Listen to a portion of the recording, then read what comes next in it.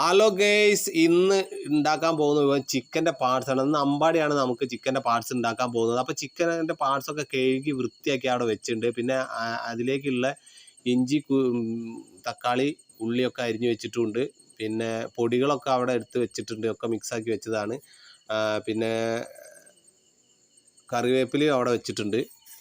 അപ്പോൾ ഇനി നമുക്ക് മിക്സ് ചെയ്യാൻ വേണ്ടിയിട്ട് നമുക്ക് ആദ്യം തന്നെ കയ്യിൽ ലേശം വെളിച്ചെണ്ണയാക്കണം. വെളിച്ചെണ്ണയാക്കാൻ കാരണം എന്താണെന്ന് വെച്ചാൽ കൈ ചുറ്റത്താക്കാൻ പൊള്ളാതിരിക്കാനൊക്കെ വേണ്ടിയിട്ട്, ഈ എരിവിൻ്റെ പൊള്ളലേൽക്കാതിരിക്കാൻ വേണ്ടിയിട്ടാണ് നമ്മൾ കയ്യിൽ ലേശം വെളിച്ചെണ്ണയാക്കിയതിന് ശേഷം നമ്മൾ അതിലേക്ക് പൊടികൾ മിക്സ് ചെയ്യും. പൊടികൾ മിക്സ് ചെയ്യാൻ പോവുകയാണ്. പൊടികൾ അതിലേക്ക് എടുത്തിട്ടിട്ട് നല്ലോണം അത് മിക്സ് ചെയ്യും.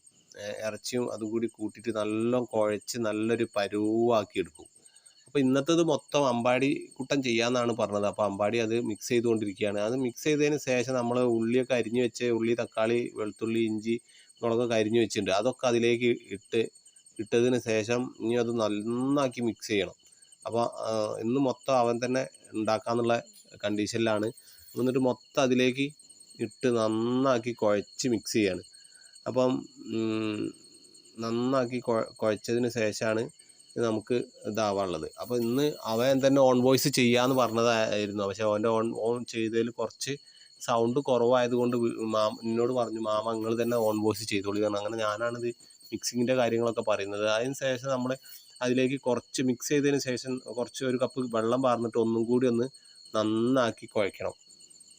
നന്നാക്കി കുഴച്ച് നല്ല മിക്സായി നല്ലൊരു മിക്സിങ് പരുവായി കഴിഞ്ഞ് കഴിഞ്ഞാൽ നമ്മൾ എന്ത് ചെയ്യണം, സ്റ്റൗ കത്തിച്ചിട്ട് നേരെ അടുപ്പത്തേക്ക് വെക്കണം. നേരെ അടുപ്പത്ത് വെച്ച് നന്നാക്കി മൂടി വെക്കുക. മൂടി വെച്ചതിന് ശേഷം ഒരു ഹാഫ് വേവാകുമ്പോൾ വെന്ത് കഴിഞ്ഞ് കഴിഞ്ഞാൽ, ഒരു ഹാഫ് വേവായി കഴിഞ്ഞ് കഴിഞ്ഞാൽ നമ്മൾ എന്ത് ചെയ്യണം, അത് തുറന്നിട്ട് അതിലേക്ക് കുറച്ച് സാധനം കൂടി ഇടാണ്ട്. അപ്പോൾ അത് തുറന്നതിന് ശേഷം നന്നാക്കി ഒന്ന് ഇളക്കി കൊടുക്കുക. അടി പിടിക്കാതിരിക്കാൻ നന്നായിട്ടൊന്ന് ഇളക്കി കൊടുക്കുക. ഇളക്കിയതിന് ശേഷം അതിലേക്ക് കറിവേപ്പിലയും പുതിനയും മല്ലിച്ചപ്പും അരിഞ്ഞു വെച്ചിട്ടുണ്ട്, അതും കൂടി എടുത്തിടുക. അതൊന്ന് എടുത്തിട്ടതിന് ശേഷം ഒന്ന് മൂടി വെച്ച് ഒറ്റ തള തിളച്ച് കഴിഞ്ഞാൽ സംഭവം ഓക്കെ. അങ്ങനെ നമ്മുടെ ചിക്കൻ പാർട്സിൻ്റെ കറി ഇവിടെ ഓക്കെ ആയിരിക്കുകയാണ്.